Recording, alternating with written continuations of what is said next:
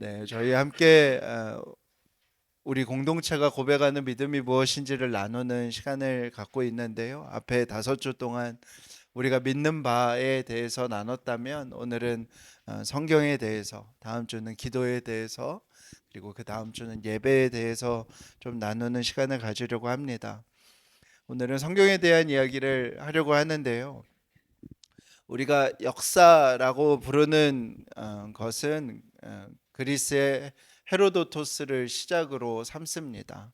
그를 역사학의 아버지라 표현을 하게 되고 실제로 일어난 일을 근거로 기록한 첫 번째 역사를 헤로도토스의 역사라는 책을 말합니다. 그때가 주전 5세기가 되는데요. 왜 이때를 역사학의 시작이라고 하냐면 탐구를 시작한 것이라고 표현합니다. 탐구라는 헬라어가 히스토리아라는 단어인데요.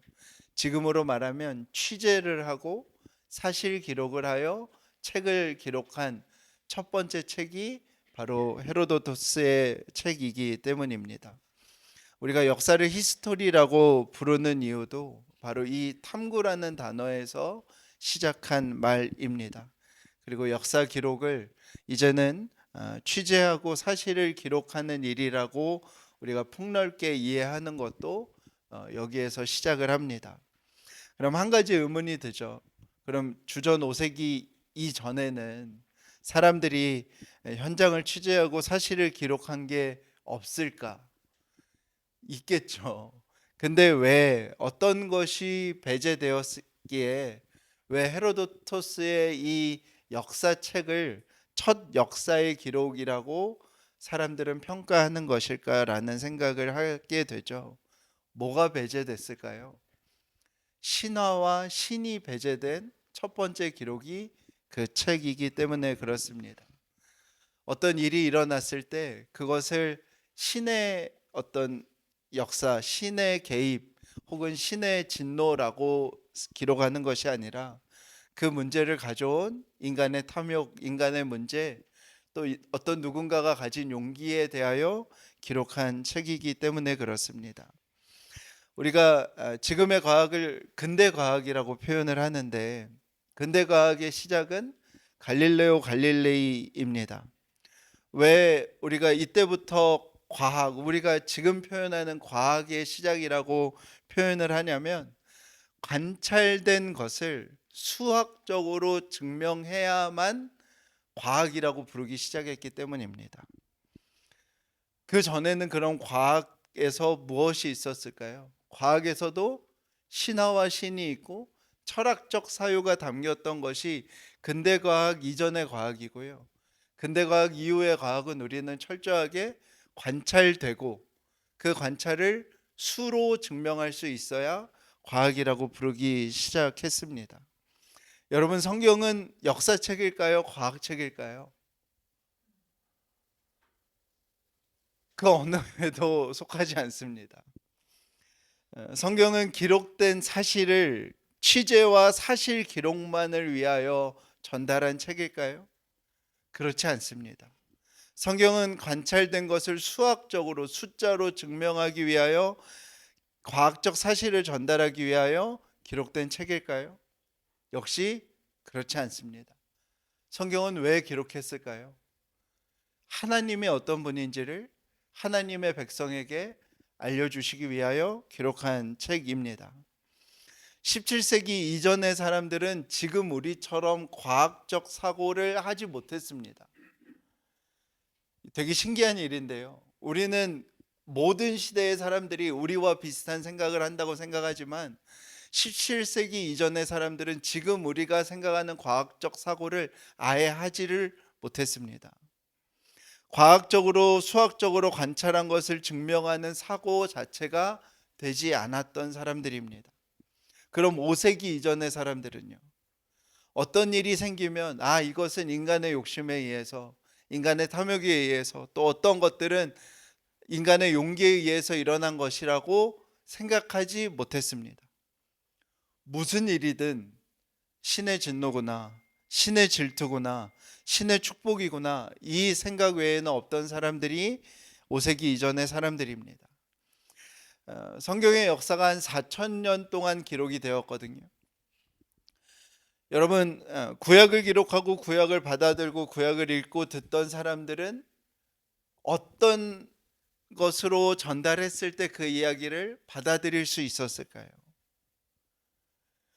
우리처럼 과학적 근거, 논증에 의해서 얘기한다면 그 사람들이 그 말을 이해할 수 있었을까요? 역사학이라고 시작되는 것이 시작되기 이전의 시대처럼 모든 것을 사실 근거에 따라서 얘기하면 그 사람들이 받아들일 수 있었을까요? 그렇지가 않습니다. 우리는 성경이라는 이 책은 하나님이 어떤 분인지에 대한 하나님의 백성에게 알려주시기 위하여 어떤 것은 시로, 어떤 것은 족보로, 어떤 것은 노래로, 어떤 것은 예언으로, 율법으로, 어떤 것은 이야기로 그 백성들에게 하나님이 누구인지를 전달하기 위하여 전달된 기록, 책입니다. 이 세상이 어떻게 시작되었는가? 우리는 누구인가? 우리는 왜 이 고통스러운 삶을 지속해야 하는가? 제 아무리 역사와 과학의 시대를 살고 있는 2026년을 살고 있는 우리에게도 답을 할 수 없는 그 질문들 앞에 4,000년이 넘는 역사 속에서 자신이 부른, 자신이 선택한 하나님의 백성에게 자신을 부르신 이가 누구인지를 알게 하시려는 하나님의 자기를 나타내 보여주신 일들이 성경입니다. 안타깝게도 한국교회에서는 이 정도의 설명도 못합니다. 마치 성경은 다 역사적이고 과학적으로 기록된 것처럼 말해야 마치 신앙이 좋은 것처럼 생각하는 이상한 문화가 한국교회 안에 있죠. 저는 그 정점의 표현을 우리는 성경을 있는 그대로 믿는다라는 표현이라고 생각합니다. 그래서 창세기의 하루도 24시간이어야만 하고 요한계시록의 짐승의 표도 마치 바코드나 베리칩이어야 할 것 같은 생각을 하는 그 이상한 모습들이요. 여러분은 결국 이런 태도는 성경을 멀리하게 됩니다. 성경을 가까이 하지 못하게 만듭니다. 그리고 그렇게 성경을 읽으면 성경 읽기가 훨씬 더 어렵습니다. 제가 이 표현도 자주 하는데요. 훨씬 더 어렵게 믿고 있는 겁니다. 아주 난이도 높게 믿고 있는 것이 그렇게 믿는 것입니다. 여러분, 안식일은 금요일 저녁부터 토요일 저녁까지의 하루입니다. 근데 왜 우리는 주일을 안식일이라 부르며 오늘 예배를 드리고 있습니까? 성경은 분명하게 돼지고기를 먹지 말라 하였습니다. 우리는 집밥데이에 삼겹살을 먹는다고 하면 가슴이 벅차오릅니다.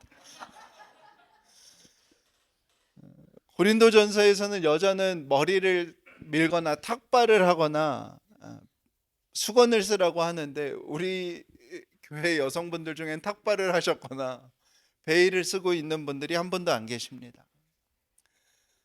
성경은 그것을 위하여 기록된 책이 아니라 창세기 1장 1절의 말씀처럼 하나님의 자기 선언이고 자기 선포입니다. 태초에 하나님이 천지를 창조하시니라. 하나님께서 하나님의 백성에게 무엇을 알려주시기 원하셨냐면 모든 것의 시작이 하나님이심을 알게 하시려고 말씀하신 것입니다. 모든 것의 근원이, 특별히 나의 시작이 하나님께 있음을 알게 하시려고 말씀하는 것입니다. 하나님께서는 성경을 통해서 하나님의 백성이 알아야 할 것이 창조의 시작이, 우리 부르심의 시작이, 율법의 시작이, 또 복음의 시작이, 교회의 시작이 무엇인지를 부족함 없이, 오류 없이 우리에게 알려주셨다는 것입니다. 성경은 하나님의 백성이 어떤 분인지, 그 하나님은 무엇을 바라시는지, 그 하나님은 무엇의 기쁨을 느끼시는지 우리에게 충분하게 알려주는 것이 바로 우리가 가진 성경입니다. 교과서는 어느 사회를 구성하는 기초 지식이 무엇인지를 알려주는 책이고요. 지도는 내가 어디에 서 있는지를 알려주는 책이고요. 잡지는 무엇을 사야 하는지를 알려주는 책입니다. 요리책은 음식을 만들기 위해 있는 책이고요. 자기계발서는 어떻게 우리가 더 잘 살아갈지를 말해주는 책입니다. 성경은 무엇이라고요? 하나님께서, 우리를 부르신 하나님께서 자신이 부르신 하나님의 백성에게 자신이 누구인지, 자신이 무엇을 기뻐하는지에 어떠한 오류 없이, 어떠한 부족함 없이 충분하고도 충분하게 알려주신 것이 성경이라고 우리는 믿고 고백하는 것입니다. 사도 바울은 로마서에서 하나님이 우리에게 자신을 보여주시는 두 가지 방식에 대해서 이야기를 합니다. 첫 번째는 자연이에요. 압도적인 풍광 속에서 주 하나님 지으신 세계를 부르면 믿는 사람들은 다 어디에서도 경험해 보지 못한 충만함과 황홀함을 경험하게 됩니다. 저도 이번에 그리스에서 가장 인상 깊은 곳이 메테오라의 수도원들이었는데요. 정말 그 바위들이 이상하게 그렇게 솟아오른 그곳에서 기도하기 위하여 그 바위 위에 도르래로 바위를 하나씩 올려서 수도원을 지어놨어요. 그곳에서 함께 찬양을 하는 것 그 하나만으로도 하나님께서 살아계심을, 하나님의 함께하심을, 하나님이 이 긴 역사 속에서 역사하셨음을 고백하게 됩니다. 그리고 모든 압도적인 자연을 담고 있는 곳마다 한결같이 다신교 문화가 형성됩니다. 왜냐하면 그들도 그 풍광 속에서 신을 안 떠올리고는 살 수 없는 거예요.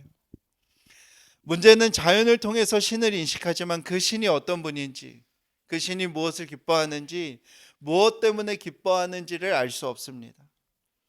그러기에 눈에 보이지는 않으시지만 우리와 관계를 맺고 계시는 하나님께서 자기를 나타내 보여주신 것이 성경입니다. 구약에서는 이스라엘 백성이라는 하나님의 백성에게, 신약에서는 교회로 부르신 하나님의 백성에게 4천여의 시간을 거쳐서 66권을 통하여 하나님께서 끈질기게 풍성하게 부족함 없이 자기 자신을 나타내 보여주신 것이 성경입니다. 그리고 이것을 우리는 계시라는 단어로 표현을 합니다. 하나님께서 자기 자신을 열어서 펼쳐서 보여주셨다는 것입니다. 그리고 성경을 읽을 때 가장 중요한 것은 성경의 원래의 독자와 원래의 저자, 원래의 공동체와 원래의 저자가 있다는 것을 기억하는 것입니다. 하나님께서 자신의 이야기를 원래의 공동체에게 이야기하시기 위하여 한 저자를 부르셔서 성령의 감동으로 말씀하셨다는 것입니다. 그래서 우리가 성경을 읽으면서 살펴야 하는 가장 중요한 문제는 이 성경 안에 원래의 공동체 안에 있던 믿음의 문제가 무엇이었는지를 살피고 그 문제를 저자는 어떻게 이야기하고 말했는지를 살피는 것입니다. 그리고 이 모든 것들이 성령의 감동 안에서 일어났기에 오늘 성경을 읽는 우리에게도 성령 안에서 하나님께서 말씀을 통해 말씀하신다는 것이죠. 기도해 주신 덕분에 성지순례를 잘 다녀왔는데요. 저는 이번에 사도행전 16장, 17장, 18장의 배경이 되는 곳을 다녀왔습니다. 그렇게 길게 갔다 왔는데 성경에 3장 갔다 왔다고 하면 좀 속상하기도 한데요. 성경 안에서는 사도행전, 데살로니가 전후서, 고린도 전후서, 로마서, 에베소서, 빌립보서, 골로새서, 빌레몬서, 디모데 전후서의 배경이 되는 곳을 다녀왔습니다. 빌립보, 데살로니가, 아테네, 고린도를 다녀왔고요. 사도 바울이 구금되고 처형되고 순교되었던 로마의 현장들을 다녀왔습니다. 다녀오니 여전히 참 배울 것이 많고 부족함이 많다는 생각도 많이 하게 되었어요. 오늘 우리가 읽은 본문은 사도 바울이 디모데에게 편지를 하는 디모데 후서의 말씀입니다. 앞에서 디모데에게 무슨 이야기를 하냐면 이 제국의 믿음 속에서 살아가는 삶 속에서 우리의 삶 속에는 끊임없는 박해와 어려움이 있지만 성경은 그리스도 예수의 믿음을 우리에게 주고 그래서 이 삶 속에서 구원을 얻게 하는 능력과 지혜가 있다고 이야기합니다. 성경은 하나부터 열까지 하나님의 감동으로 되어 있기에 하나님의 백성이 성경을 읽을 때 교훈과 책망과 바르게 함과 의로워지게 하는 게 만들고 하나님의 사람을 온전하게 만들고 하나님의 백성에게 선한 일을 할 수 있는 능력을 주는 것이 우리가 성경을 가까이 할 때, 성경을 읽을 때 일어난다고 이야기를 합니다. 그러면서 이제 4장으로 넘어가면 사도 바울이 그래서 디모데에게 성경을 부지런히 읽고 가르치라라고 권면을 합니다. 디모데 전후서를 보면 디모데가 겪고 있는 어려움, 특별히 에베소 교회가 겪고 있는 어려움들이 기록이 되어 있습니다. 에베소 교회의 어려움도 거짓 교사들이 생겨난 어려움이었습니다. 영지주의적인 가르침이 에베소서 교회에도 시작되었어요. 이런 어려움 말고 네, 영지주의적인 어려움이 있어서 한편으로는 어떤 영적인 황홀경을 경험하는 것만 가치 있다고 말하는 부류가 생기고 한쪽으로는 금욕주의, 철저한 금욕주의만 외치는 주장이 교회를 분열하게 만들었습니다. 그런 상황에서 디모데가 에베소 교회를 갔는데 디모데는 나이가 어려웠어요. 젊은 지도자로서 교회를 돌봐야 하는데 그 일대의 문화가 또 유대인의 문화가 경험과 연륜을 중요시하는 문화였기 때문에 사람들이 디모데의 말을 잘 듣지 않았나 봐요. 그래서 디모데는 크게 위축되어 있고 결과적으로 디모데는 위장병을 앓게 됩니다. 그 상황에서 디모데는 영적인 침체를 겪게 되고요. 두려움에 빠지게 돼요. 그래서 사도 바울은 두려움은 하나님께서 우리에게 주신 마음이 아니라고 디모데에게 권면하기 위하여 이 편지를 씁니다. 성경을 읽으면 이렇게 그 공동체, 원래의 공동체가 겪고 있는 믿음의 문제가 무엇인지, 그리고 이 책을 처음 받아보는 이가 겪고 있는 어려움과 문제가 무엇인지를 알게 됩니다. 성경을 읽으면서 성령의 교통하심 속에서 처음 공동체들 문제 속에서 우리 신앙의 문제를 돌아보게 되고요. 성령의 역사 속에서 오늘을 살아가는 우리에게 역사하시는 하나님의 말씀을 듣게 되는 것이죠. 디모데 전후서를 읽으면서 우리도 똑같은 것을 경험하게 되는 것이죠. 지금도 여전히 혼란스러운 시대, 미혹이 가득한 신앙, 우리 시대에게도 있는 이 동일한 가장 어려움들, 우리 시대에도 가장 인기 있는 신앙은 다 영지주의적인 신앙입니다. 영적인 황홀경에만 가치가 있다고 말하거나 아니면 이 현실의 삶을 부정하는 금욕주의적인 삶만 신앙인 것처럼 말하는 그 영지주의의 양극단이 여전히 우리 시대에도 가장 인기 있는 신앙이에요.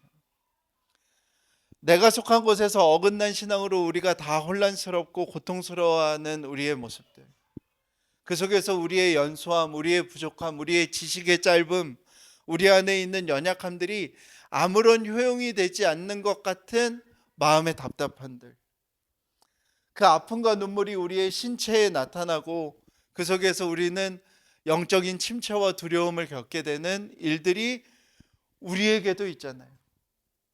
그때 우리가 이 성경을 읽으면서 이 말씀을 읽는 것이죠. 하나님께서 우리에게 주시는 것은 두려워하는 마음이 아니요 오직 능력과 사랑과 절제하는 마음. 성경을 읽으면서 우리는 다시 무너진 것들을 회복하고 다시 선한 일을 할 수 있는 용기를 갖게 되는 것입니다. 편지를 기록하던 사도 바울은 지금 어디에 있느냐? 로마의 감옥에 갇혀서 디모데후서를 기록하고 있습니다. 로마의 가택연금 상태에서 기록한 책이 빌립보서, 에베소서, 골로새서이고요. 디모데후서는 로마의 지하 감옥에서 기록된 것으로 알려져 있습니다. 유대 총독 베스도가 인기를 얻기 위해서 사도 바울을 죽이려고 재판을 회부하자 사도 바울이 시민권을 사용하여서 로마 황제에게 재판을 받기 위하여 로마로 갑니다. 그 시기에 이제 유라굴로 광풍을 만나서 배가 파선하고 멜리데 섬에 표류하게 되고 그 섬에 석 달간 머물게 되죠. 저도 이번에 처음 그곳에서 듣게 되었는데요. 지중해는 겨울, 우리나라 계절로 겨울이 우기여서 지중해 바다가 금지되는 기간이 있대요. 지금은 아니겠지만 그 당시에는 11월부터 3월 초까지는 바다를 사용하지 않았다고 합니다. 그래서 우라글로 광풍을 만났던 시기도 이 시기에 무리하게 항해를 해서 간 것으로 보이고 또 3개월 동안 멜리데 섬에 표류한 것도 다시 뱃길이 열리는 시간을 기다렸던 것으로 보입니다. 그렇게 AD 60년에서 61년에 사도 바울이 로마에 들어와서 처음에는 가택연금 상태에서 재판을 받습니다. 사람들도 집에 올 수 있었고요. 빌립보에서 보내는 후원금도 받을 수 있었습니다. 지금 로마의 포로 로마노라는 곳에서 재판이 열렸는데 그곳에서 사도 바울이 재판을 받게 되는데 현지 종교에 잘 관여하지 않으려고 했던 로마에 의해서 풀려납니다. 그래서 성경의 기록은 없지만 사도 바울은 아마 여러 전승을 따르면 자신이 생각했던 땅끝인 스페인으로 가서 4차 전도 여행한 것으로 추정을 합니다. 그런데 64년에 로마에 큰 화재가 일어나고 사람들이 네로 황제가 미쳐서 로마에 불을 질렀다라고 소문이 나자 네로 황제가 이 책임을 그리스도인에게 돌립니다. 그러면서 하는 것이 초대교회의 지도자들을 체포해서 처형하는 일을 하였는데 사도 바울도 그때 다시 체포돼서 66년에 로마로 송환이 됩니다. 그때부터 사도 바울은 아마 로마 지하 감옥에 갇혀 있던 것으로 추정을 합니다. 그리고 그곳에서 겨울을 지나기 전에 디모데에게 편지를 기록하는데요. 디모데후서 4장을 보면 어떤 상황이냐면 교회 지도자들이 죽어가기 시작하고 사람들은 급속도로 위축되기 시작합니다. 사도 바울을 다 떠나는 일이 일어나요. 데마 같은 사람은 두려움 속에서 세상을 사랑하여 신앙을 등지고 데살로니가로 떠났다는 이야기가 나오고요. 초대교회 지도자들이 순교를 다 당하자 사도 바울 곁에 있던 사람들을 급히 이제 각 교회의 지도자로 또 보내는 일이 일어나서 사도 바울 곁에는 누구만 남냐면 누가만 남게 됩니다. 사도 바울은 자신이 할 수 있는 전부를 다한 거예요. 1차, 2차, 3차, 4차 전도 여행을 떠났고 자기가 생각했던 땅끝인 스페인까지 다녀왔습니다. 디모데 후서에 자신이 전제처럼 하나님 앞에 전부를 드렸다. 자신은 자기의 삶을 다 불태워서 하나님께 드렸다라고 고백해요. 그런데 그 결과는 뭐예요? 박해는 심해졌고 자신은 죽음을 직감하고 있고 주위의 모든 사람은 등을 돌린 사람들, 그토록 애쓰고 애써서 가꿔왔던 신앙의 공동체들은 죽음의 공포 속에 다 와야 되는 것을 마주하고 있는 것이 사도 바울의 지금입니다. 그리고 축축하고 물이 올라오는 햇빛이 들지 않는 지하 감옥에 무기력하게 갇혀 있는 것이죠. 사도 바울은 디모데를 너무 그리워하면서 편지를 쓰는 거예요. 겨울이 곧 올 것 같은데 겨울을 지날 수 있도록 드로아에 두고 온 자기 겉옷을 가지고 나를 방문해 달라고 디모데에게 편지를 합니다. 항해가 금지된 기간이 있었기 때문에 아마 67년에 사도 바울이 순교했다고 알려지는데요. 66년 여름이 지난 어느 때에 사도 바울은 이 디모데 후서를 기록했을 것입니다. 편지가 보통 한 달이 걸리고 디모데가 아무리 빨리 와야 6주 정도가 걸리기 때문에 66년 여름이 막 지난 어느 날 이 편지를 기록하고 있겠죠. 겨울이 오기 전, 항해 금지가 걸리기 전에 보고 싶은 디모데야, 그 속썩이던 마가를 데리고 나를 보러 꼭 와주라 라고 편지를 기록하고 있는 것입니다. 그리고 사도 바울은 그의 겨울을 보내고 참소형을 당하게 됩니다. 우리는 이 저자의 상황을 속에서도 우리를 읽을 수 있는 것이죠. 여기에 계신 분들도 전제와 같이 나를 드렸던 시간들이 있으실 거예요.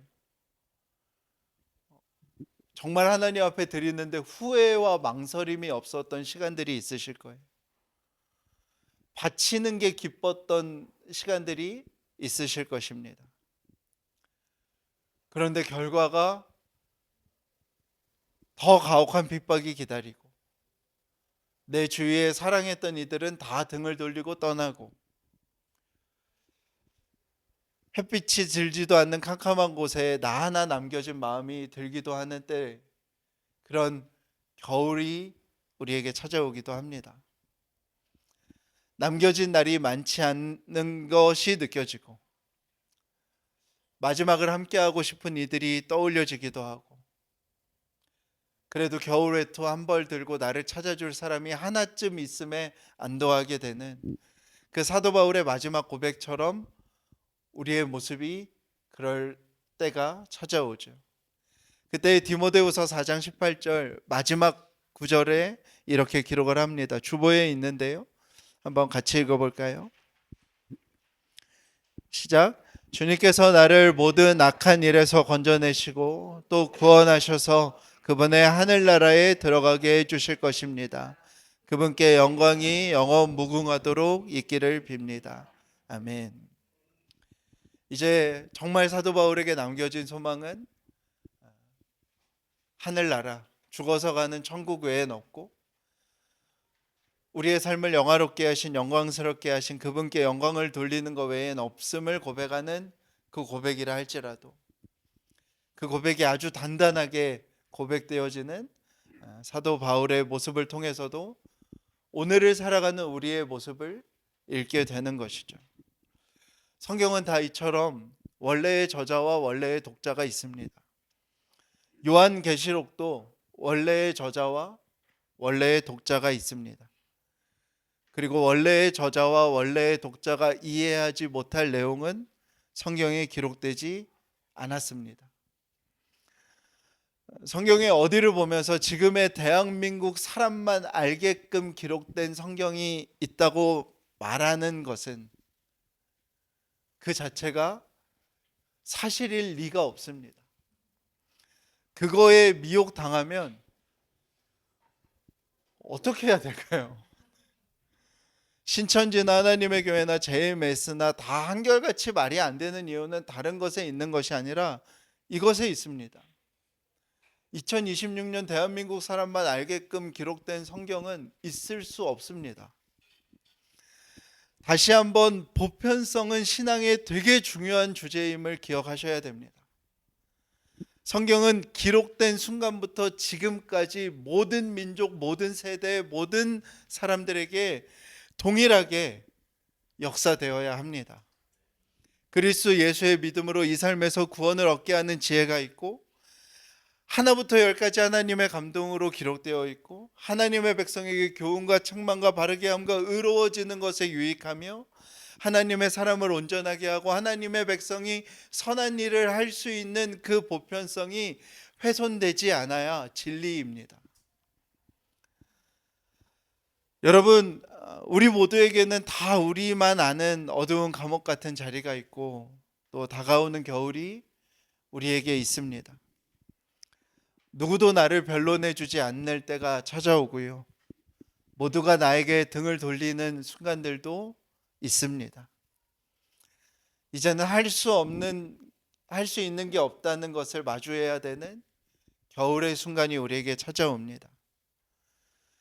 나에게는 겉옷 한 벌 가져다 줄 사람이 누가 있을까라고 묻는 순간이 우리 삶에 있습니다. 그런 우리의 삶입니다. 그럴 때 우리에게 믿음이 있다는 것은 무엇일까요? 성경을 펼친다는 것입니다. 그게 믿음이 있는 것입니다. 성경을 펼쳐서 내가 너를 사랑한다. 내가 너의 이름을 손바닥에 새겼다. 내가 너와 결코 끊어지지 않는다. 내가 너의 모든 눈물과 슬픔을 닦아주며 네 곁에 서 있을 것이다. 그것을 끊임없이 반복하는 일이 신앙의 일입니다. 사랑하는 여러분, 평범한 일상이 찾아올 때 성경을 잘 익혀 두십시오. 우리의 삶에 햇빛이 가득한 때에 성경에 손때를 묻혀 두시기를 바랍니다. 왜요? 우리의 삶의 겨울은 반드시 찾아옵니다. 그래야 성경이 그 겨울의 때에 우리에게 등불이 될 수 있습니다. 성경을 통해서 나의 시작이 하나님을 알게 되고, 하나님은 나의 신음을 들으시는 분임을 알게 되고, 하나님께서는 나를 무의미하게 고통을 지속하기 위하여 이 땅에 보내신 것이 아니라 복의 시작으로 이 땅에 보내신 것을 알게 되고, 하나님께서는 내 이름을 손바닥에 새겼고, 하나님께서는 나를 보시며 그 기쁨을 감당하지 못하여 어쩔 줄 몰라 하시고, 우리를 다시 아들의 자리, 상속자의 자리에 되돌려 놓으시려고 자신의 독생자를 보내셔서 자리를 바꾸셨고, 그러기에 하나님은 우리를 끊어내실 수 없으시고, 하나님은 우리의 모든 슬픔과 눈물을 다 닦아주시는 천국을 예비하고 계시는 분이심을 우리에게 들려주십니다. 우리 마지막으로 민수기 6장 25절에서 26절 말씀 한번 읽어볼까요? 주보에 있습니다. 주보에 있는 내용을 한번 읽어보겠습니다. 시작. 주께서 너를 밝은 얼굴로 대하시고 너에게 은혜를 베푸시며 주께서 너를 고이 보신다. 아멘. 여러분, 하나님은 여러분을 어떤 얼굴로 보고 계시다고요? 네. 인상 쓰고 보지 않으십니다. 환하고 다정하고 따뜻한 얼굴로 여러분들을 보고 계세요. 여러분에게 은혜를 베푸시는 분이십니다. 마지막에 고이 본다라고 기록했는데, 어제 말씀 묵상하면서 이 고이 본다라는 표현이 무엇일까 묵상을 하면서 이렇게 기록했어요. 깨어질까 닳아질까 조심스럽게 보시고, 여러분의 젊음을, 여러분의 지금을, 여러분이 더 누리고 경험하지 못했던 것을 아깝다고 말해주시는 분, 우리의 허물과 약함을 사랑으로 보시고 한결같은 신실함으로 우리를 바라보시는 것이 고이 본다, 곱게 보신다라는 뜻이라고 생각이 듭니다.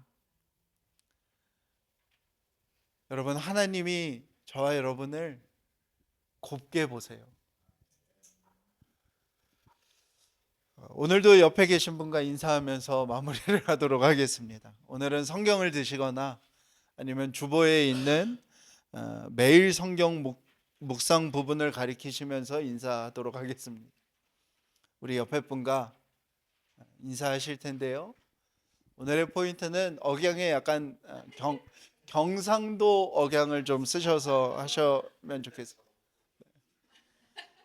정말 좋은데, 이렇게 옆에 분과 성경 혹은 주보의 그 부분을 가리키시면서 이게 정말 좋은데, 이렇게 옆에 분과 인사 나누도록 하겠습니다. 인사하시겠습니다. 네, 네, 네, 네. 아따 조합으로. 네. 네. 네. 아마 저는 그 생각을 합니다. 저희 교회에서 신앙생활을 하는 동안 가장 큰 유익이라고 한다면 저는 말씀 묵상을 매일 함께 하는 거라고 생각을 합니다. 좀 어려울 수도 있고 표현하는 것이 어색하실 수도 있지만 이 한 보통은 4년이면 대부분의 성경을 6년이면 한 하나 반 정도를 빠짐없이 하게 되는데요. 그 시간들을 소중히 또 잘 해 나가시면 좋겠습니다. 그래서 여러분이 스스로 성경을 읽으면서 이해할 수 있을 만큼의 예, 그 시간들이 그 시간들로 잘 축적되어서 성경을 더 가까이 하고 사랑할 수 있는 저와 여러분의 삶이 되었으면 좋겠습니다.